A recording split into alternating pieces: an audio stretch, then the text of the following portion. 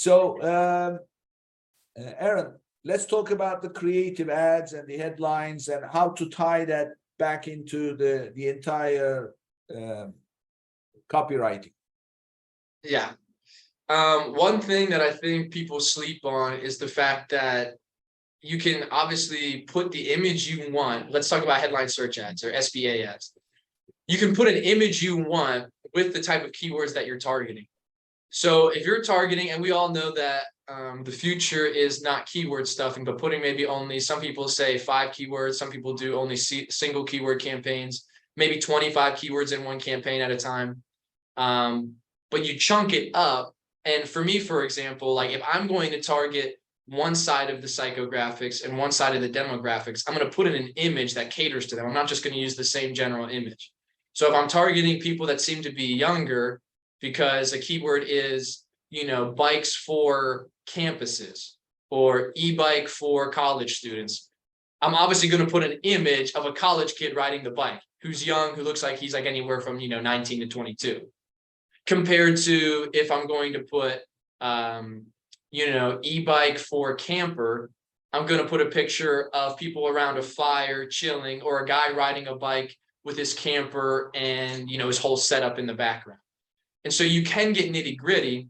People, and that seems pretty, what's the word? Like a no-brainer. But when I look at competitors, I'm like, dude, competitors don't do that. They just want to blast it, throw it up, and they hope that the keywords take care of it. So that really does help with conversion. And then the thing as the bow on top is the copy that goes with it.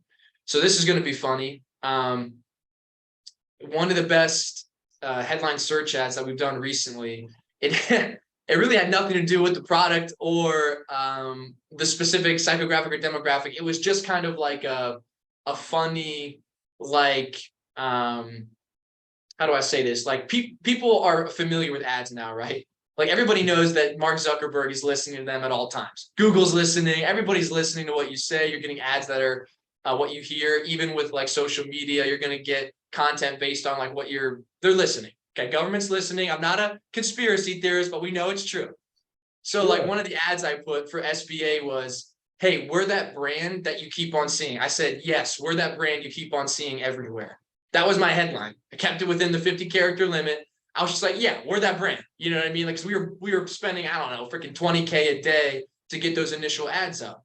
And so they were everywhere. We were at top, bottom, mid. We had video ads. So we really were blasting for those main keywords. And the funny thing is that that specific ad group, that ad set that we did, was the one that converted the best. Because I think people kind of looked at it and it kind of disrupted their flow. They're like, all right, I'm really looking at what product's going to be the best. And then it's like, wait a second, what is this company that I am seeing everywhere? It's again, it's almost like they're reading my mind, but they're being funny.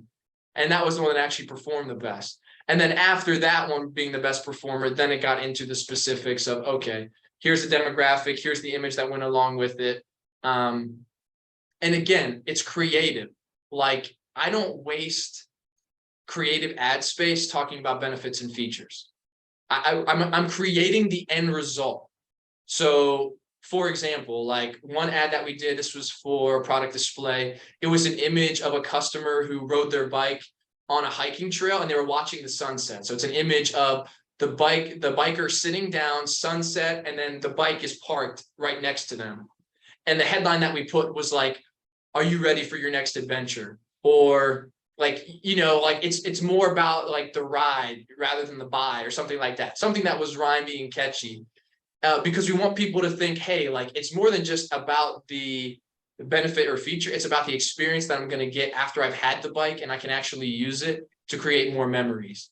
And so it all goes back to more of that emotional feel, more of that, what are you going to get after you've had the bike for a week? After you've tested the product out, what is going to be the new normal of your life that's going to change? What's the real transformational change? And that's what we put in our creative content. Same thing with video ads. We all know that video ads, you got to capture them in the first 3 to 6 seconds. Okay, it's got to be short and choppy. It can't just be one streamlined scene.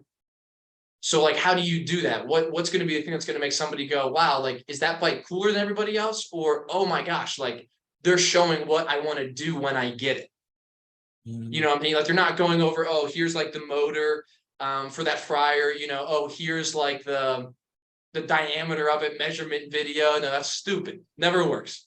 You need to go with like, all right, like here's what I can create afterwards. And for you and your fryer example, you know, maybe a scene where you see people around your dinner table and they're all smiling and they're like, whoa, Nick's the greatest chef I've ever seen in my life. You know, and you kind of like, yeah, I want that.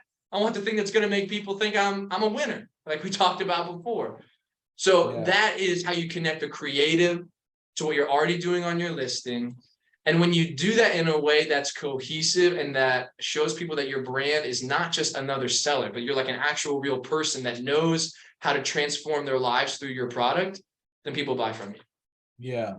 So what you are describing is not showing the pictures of a product. You want to show the people in the picture using your product. In other words, the shopper, you want to show the shopper in the picture that the shopper is in the picture using that product, the very product. Obviously, it's not going to be the exact picture, but it's the demographic in the picture with that experience of using the product. That's all combined into your creative.